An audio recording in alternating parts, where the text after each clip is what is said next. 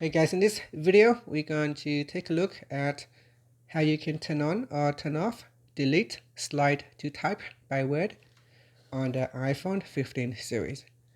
First, let's go back to the home screen by swiping up at the bottom of the screen.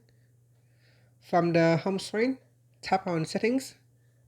Now in the settings page, we scroll down and then tap on general.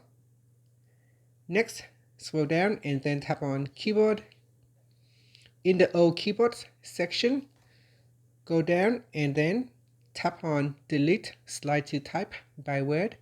Now if you do not see this option, then you will need to turn on slide to type. Once slide to type has been switched on, you can then choose whether to have this delete slide to type by word turn on or off. And that's it. Finally, you can swipe up to go back to the home screen.